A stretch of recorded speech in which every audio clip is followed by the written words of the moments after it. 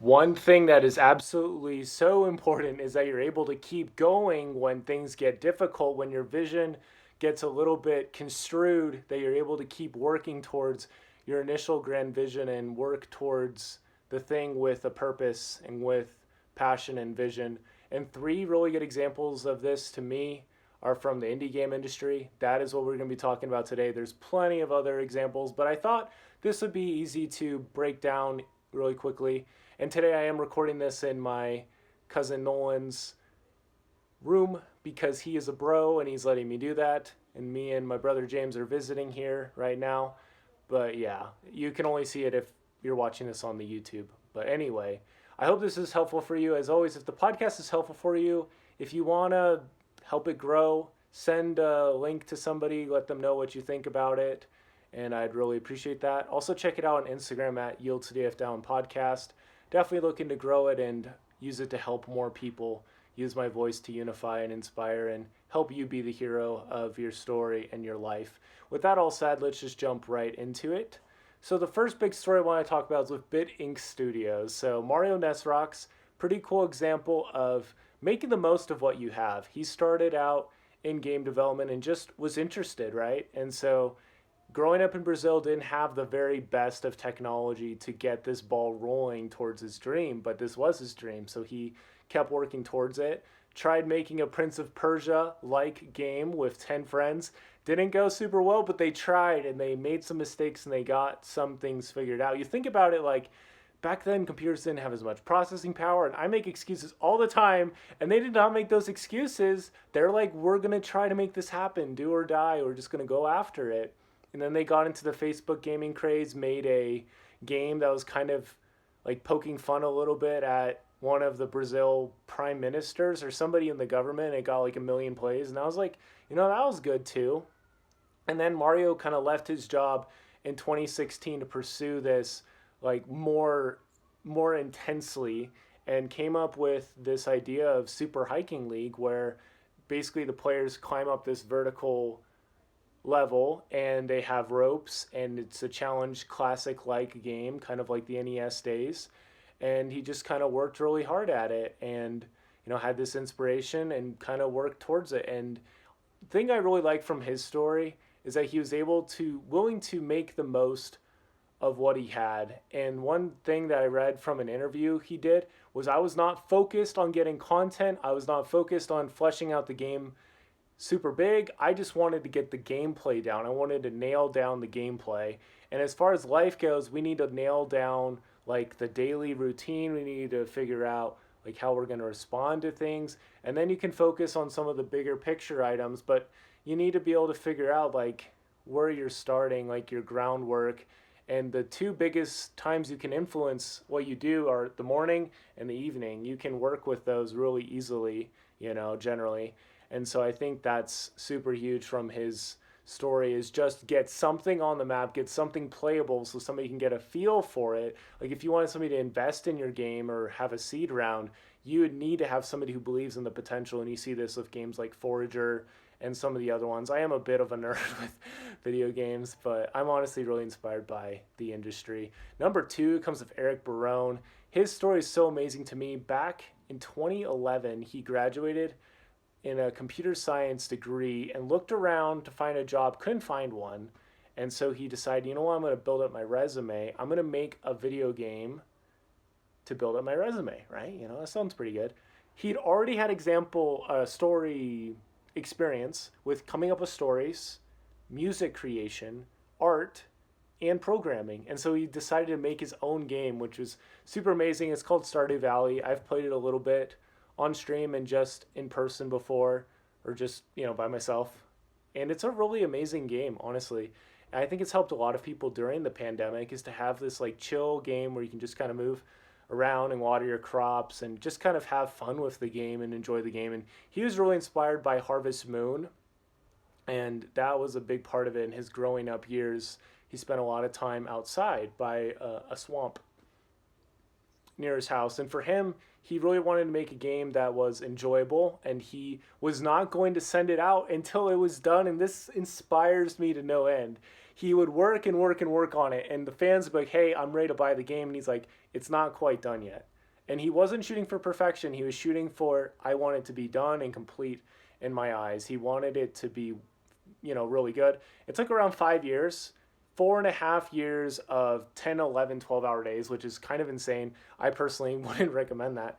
But it shows that he was willing to work towards that, and he wanted it so bad. And now the game sold over 1 million copies easily and has helped a ton of people, more importantly. And for me, like, his interview and stuff were really cool, just like how he just wanted to help out people. He wanted to make a game that would be enjoyable for people, that'd be helpful for people. And even now, even though he's working on two other games right now, the base game, of Stardew Valley, he's still making patches and stuff. And now he has other people helping him.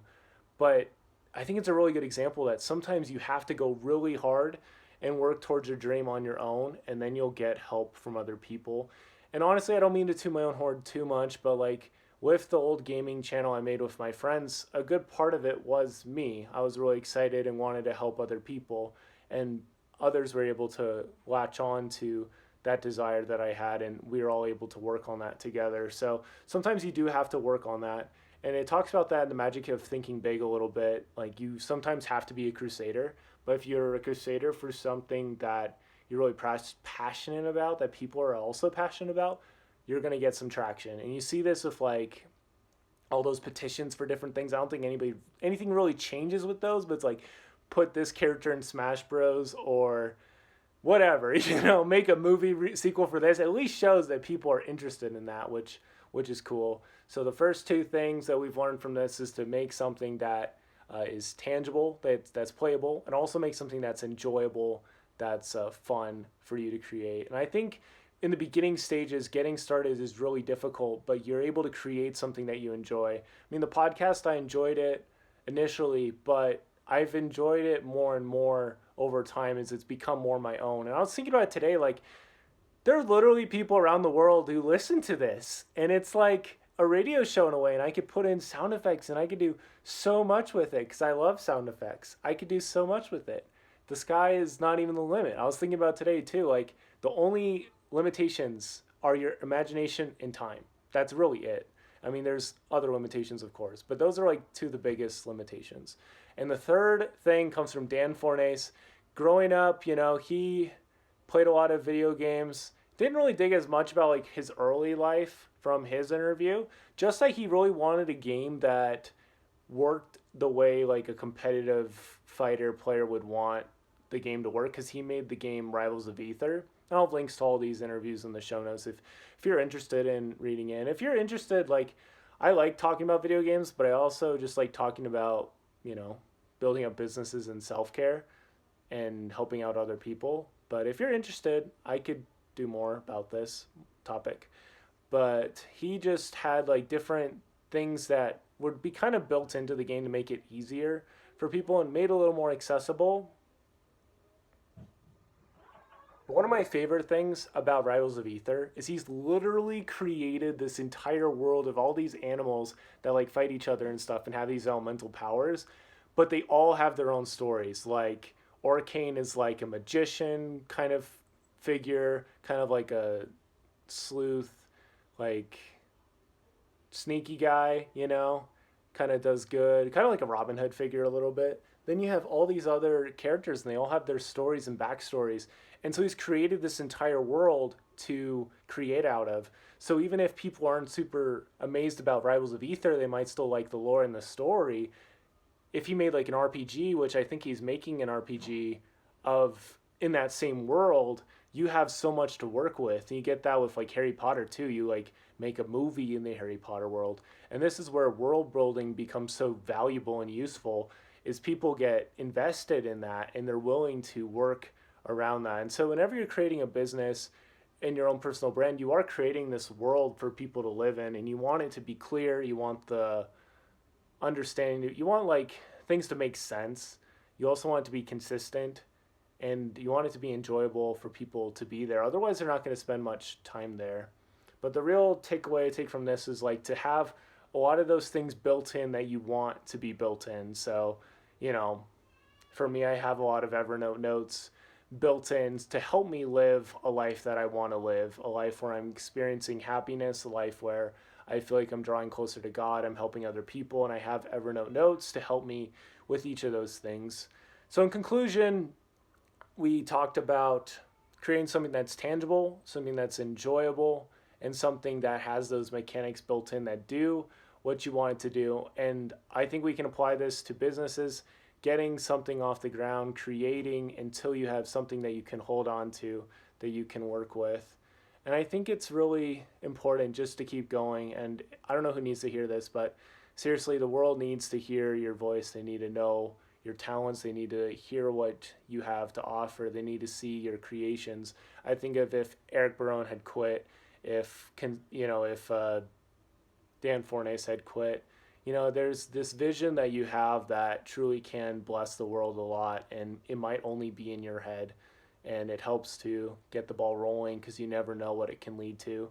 When I started the gaming channel back in the day with my friends, I never knew what it would lead to. I never knew it would help me get into podcasting years later and some other things, and help me develop dedication and tenacity and commitment, and also passion and enjoyment for doing content like this. And even though it's still like we're still kind of in those beginning stages, I am still so thankful that we took that step. So I'm here to help you if you need help taking that step. Hit me up at Dream Chaser Dallin on Instagram, or just at the podcast at Yield to DF Dallin Podcast. Hope this was helpful for you in some way. On Thursday, James and I will be talking about how July went, things we learned, some overall takeaways, and we'll probably be recording that here because I'm just going to be here for the next couple days. But thank you all so much for listening, as always. I really hope it was helpful and gave you some perspective. There's something, last thing I wanted to share is there's a quote that says, "Don't die if your music's still in you." And that's really what I would share to people, is there's so much in you. And I feel like a lot of the things of today, like video games and stuff, they're really great and they can spark our imaginations, but they can also hold us back from taking action and building the lives we want to build. So I encourage you to yield to your best self. Yes, I envision, love, demonstrated. Build that thing you've been wanting to build. Call somebody, get some help to build it, and work towards building your best life so you can build your best business. With that all said, thank you so much for listening, and don't forget to yield today, and it'll be a better tomorrow.